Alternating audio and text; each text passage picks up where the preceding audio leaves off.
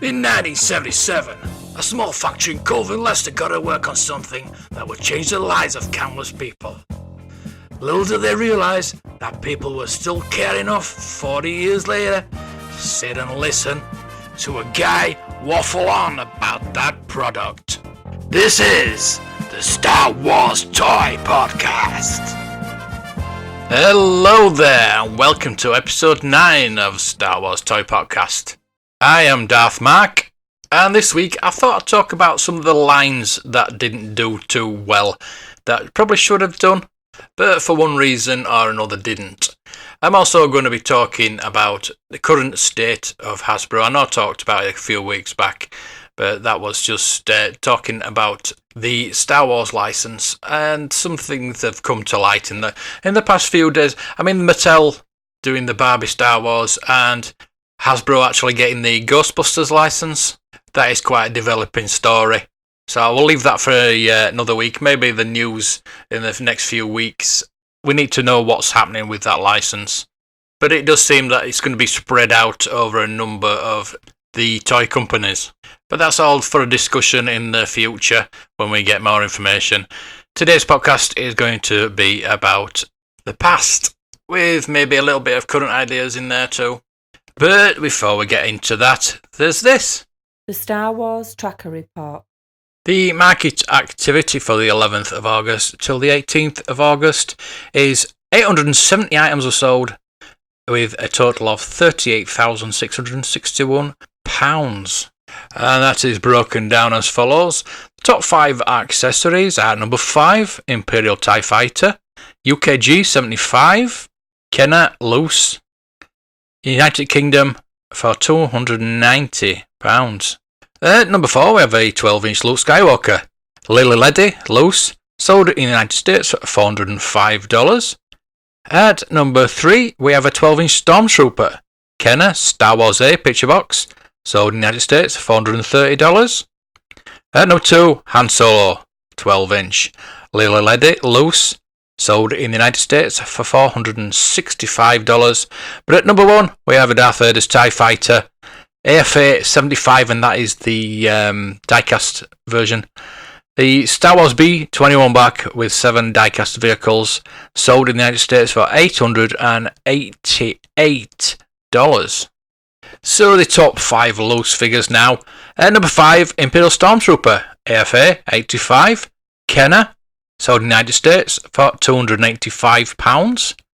Number 4, we have Chewbacca, AFA 85, Kenner, United States, $205. Number 3, we have a Blue Snaggletooth with Dent, AFA 75, Kenner, United States, $400. Number 2, we have a Yak Face, UKG 85, Kenner, sold in the United Kingdom for £426. Well, there you go for the grading. You're paying that bit extra. And that's something I'd like to talk about in a future podcast, is grading. Agree, disagree. I'd like your opinions on that, to be honest with you. I know what I think, but I'd like to know what you think. So the number 1 loose figure this week is a Luke Skywalker fanboy, yellow hair, AFA 85, Kenner, sold in the United States for $516. Wow. It's not even a DT Saber one either. So there you go. So finally we've got the top 5 mock figures. Number 5, C-3PO, removable limbs, AFA 85Y, Kenner, Power of the Force 92A, sold in the United States for $400. At number 4, we have Sam People, Tusken Raider, Solid Cheeks, AFA 75, Kenner, Star Wars 20K, sold in the United States for $425. Number 3, we have R2-D2 Solid Dome, AFA 70, Kenner, Star Wars 12C, sold in the United States for $493. Number 2, we have Imperial Stormtrooper, AFA 75, Takara this time, Star Wars 12B, sold in the United States for $618. And finally, we have another Imperial Stormtrooper, number 1, but it's AFA 80, Kenner, Star Wars 12B, sold again in the United States for $1,100. So again, that's your Star Wars tracker for this week. I will keep mentioning it that this is not an advert of any kind. I don't get paid to do it. I just do it because I love the Star Wars tracker, and I suggest everybody that collects Star Wars uses this because it's invaluable.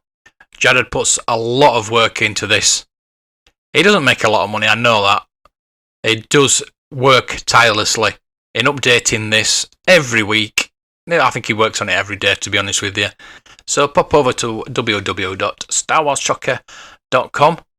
We've got $5 off. This is $30 for the year, which usually about £25. But we've got $5 off, so you can get it for about £20 for the year.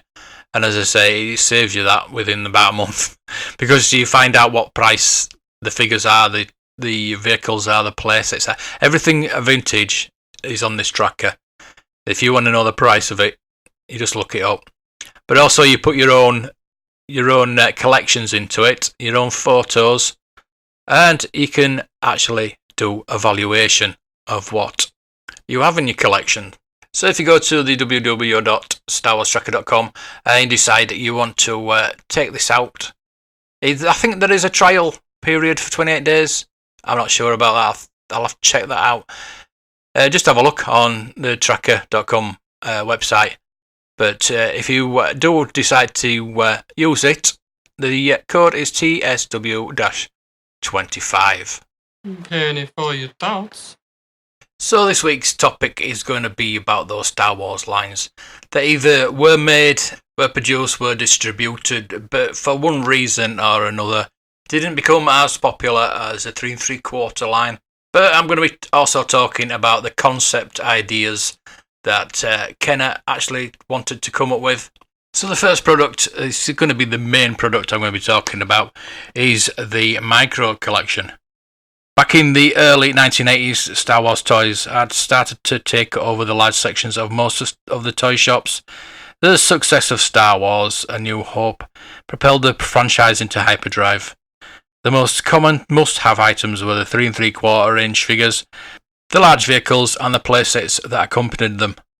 Manufacturers Kenner were acutely aware of the cost of the entire play environment, so they set about making the same scenario but a little cheaper.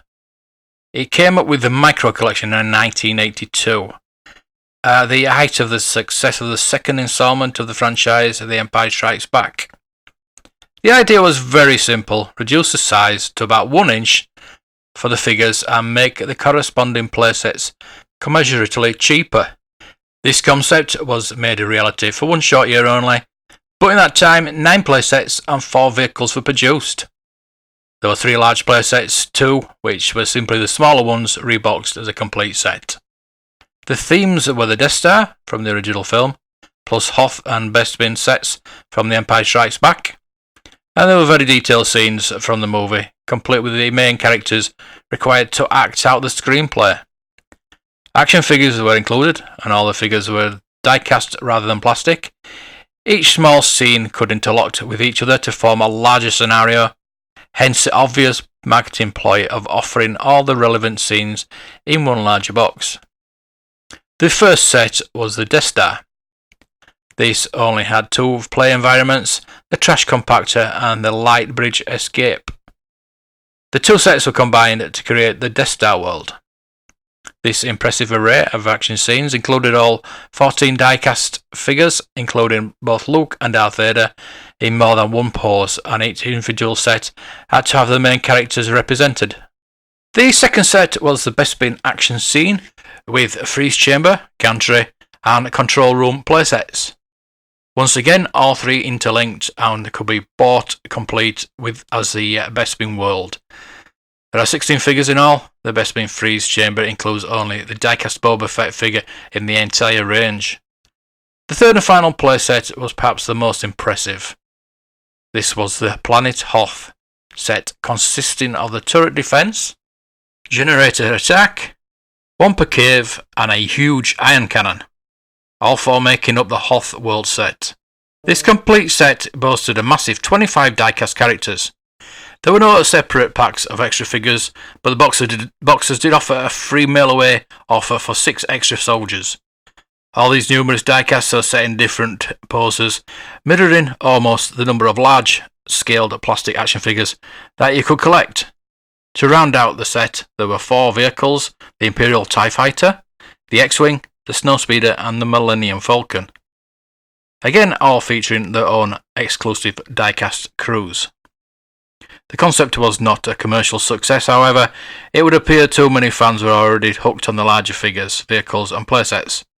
Coupled with this, many of the micro collection were simply smaller scale duplicates of what had already been issued. Kenner had made plans for more releases in 1983, and prototypes exist for the further sets including the Emperor's Throne Room, the Bespin Torture Chamber, a Dagobah playset, Jabba's Boiler Room, and Hoth Bacta Chamber. Kenner had some of these sets nearly ready for release, so some unissued figures do occasionally come up for sale as the collector's market. These are fairly rare, and the prototype player bases are extremely rare, with only a few known specimens. These command prices commensurate with their rarity. The lack of posability is static die-cast figures also does not help to sell the micro concept. The play value is being able to move figures around, act out more graphically the scenes the children had seen on screen, and the sheer joy of putting the weapons into the figures' hands, or taking them in and out of their cockpits of the spaceships, simply was missing. It would seem the cheaper pricing was not sufficient to draw the children away from the bigger siblings, which were ever present on the toy aisles. It is noticeable that this macro concept was also ignored by the other action figure manufacturers to the same extent.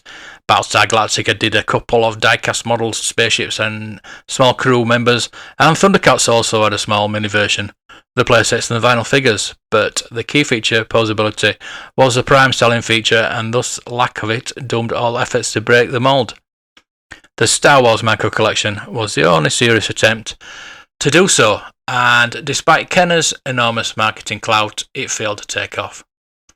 It's a shame the series never continued, but most of the ideas generated into the full-size figures and playsets for the Return of the Jedi merchandise, which of course was another great commercial success for Kenner. The micro collection remains a niche market, but as in all things vintage Star Wars, it has proved to be a late success, and big prices being paid for the rarer items. The larger playsets, in particular, command a premium, as not many were made and the scenes recreated are still iconic to this day. The further and ongoing success of the Star Wars franchise means that even bigger numbers of fans are now searching for the shrinking number of mint, or even not so mint, micro collection playsets, especially as ever if the original box has been retained. One of the collector's points to look out for is that some of the later sets that had flyer inserts announcing the upcoming third Star Wars movie, but have its original title, Revenge of the Jedi, printed on them. These rare flyers command a premium price, and the few occasionals that they are still found inside the original boxes. It's not really sure why this micro collection actually failed. Maybe it was because it was 1982, and as he said there, most collectors had their collections already of this 3 3/4. The 3 3/4 only came about because of being able to fit these figures into the vehicles and the playsets. The figures at the time were 5-6 inch, the Mego figures, the Star Trek ones, things like that, and there was obviously no vehicles for that. I remember there being a Batmobile for the Batman or something like that, a bridge scene, but there was very scarce the vehicles and playsets for those figures. So that's why they made the smaller figures. I mean, some people say it's because of the oil crisis, they wanted to use less plastic. But I do believe it's because there was so many vehicles and playsets that were available to create. I mean, you can look at Hasbro now with their Black Series 6-inch figures. They are struggling to create or produce vehicles for those figures. The large-scale TIE Fighter that came out was just too big. They have brought the Land Speeder and Race Speeder out, which are alright. I'm looking at one right now, the Lux Land Speeder. I did want it when it first came out at £80 or whatever it was, but I waited till it became reduced, and I think I got a pretty good bargain there. But the thing is, you couldn't have that in a playset. The thing is, the Black Series are collector's items. They're not to be played with, although I'm sure they are. They were meant for the collectors. The good thing about the 3 3/4 inch is they were made to be played with, but they are more collector's items now. And the micro collection is just a plaything. It's not a collectible. Even though people do collect them now, they were just strictly for playing. And they just evolved the idea of more playability, which was a good thing, and it should have been a good thing. But it just beggars belief why it didn't take off. So talking about scale, we're going to go on to the complete opposite now with the 12-inch figures. The Foot Tour range of deluxe large-size action figures were solicited by Kenner towards the tail end of their New Hope product offerings. Capturing the evidence of nearly every major character of the episode 4 and 2 gleaned from Empire Strikes Back, these action figures were a fan's dream come true. But be very careful when purchasing loose samples. Over time, the soft plastic utilised to produce the boots and other goods accoutrements have degraded a bit, so please be cautious when nabbing any specimens with boots, Obi-Wan Kenobi, Han Solo, Luke Skywalker and Princess Leia, particularly when this footwear has been placed in a figure's bare skin. In the light of the toy's delicate conditions, the price of these figures has risen and risen, and those 2 Empire Strikes Back figures, Boba Fett and IG-88, are very sought after by most collectors and very highly priced. So that line didn't last very long and didn't even get to the end of the Empire Strikes Back run. Again, we're not really sure why it did fail. The pricing and the fact that, again, they didn't have any vehicles and the playability value was very limited compared with the 3 3/4. But I think the major factor why they didn't sell very well is because they were dolls. Yes, boys had their action men, but these were less butch than the action men, put it that way, and they fit in more with Barbie than action men. The next line I'm going to talk about is not really that much of a failed line, to be honest with you. They didn't sell as well as the main vehicles, but is the mini-rigs. Those little vehicles that were based on the bigger vehicles that you never saw in the movies. They were just Kenner's imagination. They were pretty good, to be honest with you, and I had many of them. The first thing I want to say about the mini-rigs is you probably never noticed this, but we had Slave 1. So then we had Cap 2, which was my first mini-rig and my favourite. We had MLC 3, Int 4, which actually fits inside the AT-AT, believe it or not. Check the side of an AT-AT box. AST 5, ISP 6, MTV 7, and PDT 8. You also had the Sand Skimmer, the Imperial Sniper, and the Security Scout. But you also had the Tripod Laser Cannon, the Radar Laser Cannon, which were seen in the movies. But we also had the Vehicle Maintenance Energizer and the Endor Forest Ranger. I'm not going to include the Speeder Bike or the Ewok Battle Wagon or even the Ewok Combat Glider because I wouldn't consider them mini-rigs really. As I say, it wasn't really a failed idea, but they didn't sell as well as they should have, given the price range for these mini-rigs, mini-vehicles. But in the end, they were the poor man's AT-ATs, X-Wings, even Scoutwalkers. They were just the scaled-down versions of the bigger vehicles. And when you're talking about failed toy lines, you can't go any further than the Ewoks and Droid figures. Now, I'm not going to go deep into this because I will probably talk about this in another podcast some other time. So the Ewoks line had 6 figures and the Droids had 13, including cartoon versions of 3PO and a pop-up lightsaber R2-D2, a normal version of Boba Fett, and the A-Wing pilot. But the number 1 figure that anybody looks for is, apart from Rocket Fan and Boba Fett, of course, is Vlix. He only came out in Brazil. To get him on a card is very, very rare, shall we say. They were both based on cartoon series, and I can't even remember watching them as a kid. Maybe a little bit later on I remember the droids line, but I never remember the Ewoks line. I can remember the Ewok movies, but not the cartoon series. But it does tell you how failed a line it is when one of the figures is only available in one country, and that country is Brazil. So now I'm going to go on to figures that actually were thought of. Prototypes were built, but they never actually reached the shelves. Yes, I could start with the rocket firing Boba Fett, but we all know that story. I think I've talked about it before on the podcast. I probably have. Of course I have. But it will come up again. Definitely come up again. So I'm going to talk about the Star Wars Holiday Special Action Figure Pack. Yes, the Star Wars Holiday Special. When the special turned out to be unmitigated disaster, despised by Lucas, its cast and audience alike, the plan was quickly cancelled. All that remains of the planned line are prototypes for a set of figures based on Chewbacca's family that appeared in the special, featuring Chewie, his wife Marla, his terribly named father Itchy, and Chewbacca's even more terribly named son Lumpy. Next up we have Star Tots. When Kenner first got the Star Wars license in the late 70s, they had a hugely successful line of play school toys called the Tree Tots. Small cutesy unarticulated vinyl figures designed for very young children, depicting animals and human characters.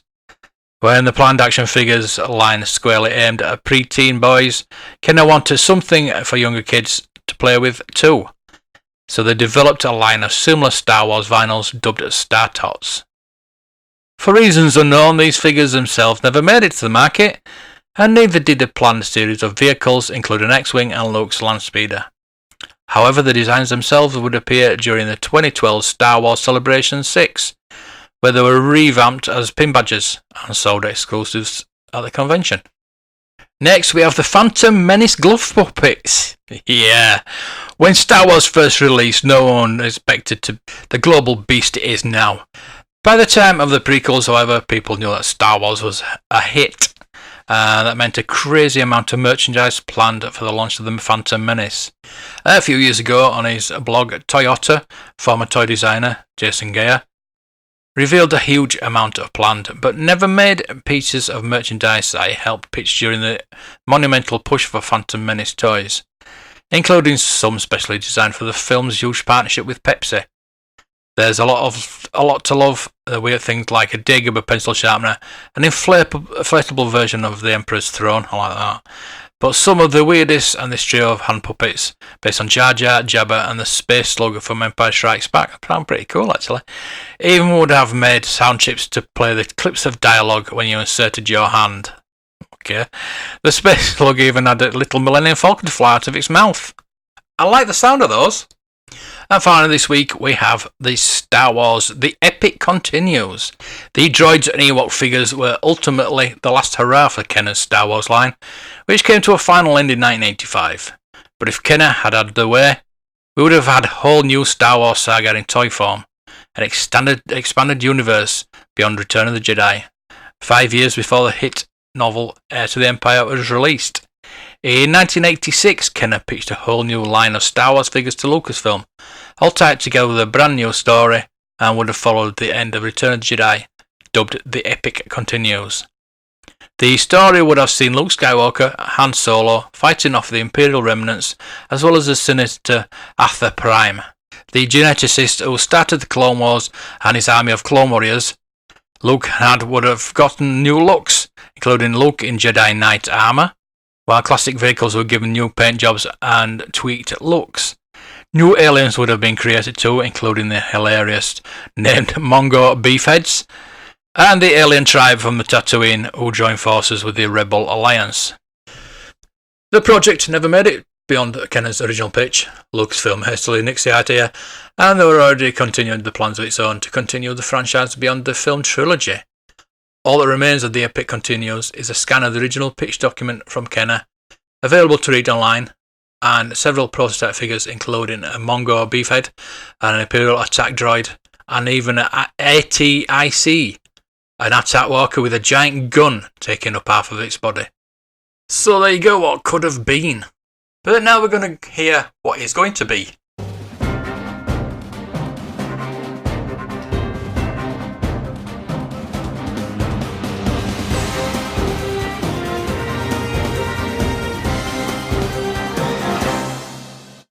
One of my favourite lines, Hot Toys, revealed two amazing 1/6 scale collectible Star Wars Return of the Jedi figures this week, including Princess Leia and Wicket. They're expected to arrive between July 2020 and September 2020, but can be pre-ordered now. You'll be able to get both in a set, and Princess Leia and Wicket are available by themselves as well. In the final chapter of the original Star Wars trilogy, the Rebel Alliance penetrates the forest moon of Endor in order to shut down the defector shield generator that is protecting the second Death Star. During the mission, Princess Leia is separated from her team and befriends Wicket the Ewok, who proves to be a great ally for the Great Rebel Alliance and the dangerous Battle of Endor. The special 1/6 scale collectible figures set features Princess Leia in her outfit on Endor and Wicket, the highly accurate Princess Leia collectible figure, is specially crafted based on the appearance of Leia Organa in Star Wars Return of the Jedi. It features a stunning head sculpt with astonishing likeness and new hair sculpture. Leia's Endor outfit, a camouflage patterned poncho, a helmet, a blaster, a watch, diorama accessories and an Endor-themed figure base. The Wicket collectible figure is finely crafted based on the appearance of Wicket, featuring a highly detailed face sculpture, newly developed multiple layers of fabric hair with various shades of white and brown throughout the whole body, capturing Ewok's unique appearance. A spear, drumsticks and a variety of hands, diorama accessories and an Endor-themed figure base.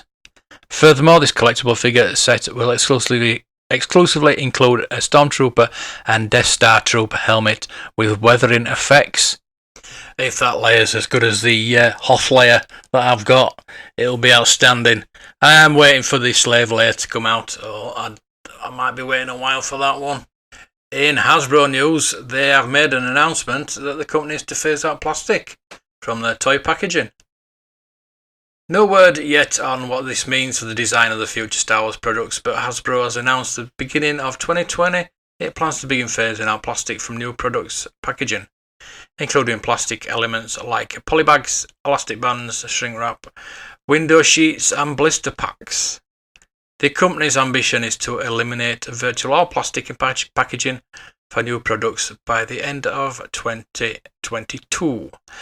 It's a good job they're not phasing plastic out totally. There'll be nothing left to sell. If you look at the deluxe Darth Vader box, I don't think there's a window in that, is there? So that's probably the way forward.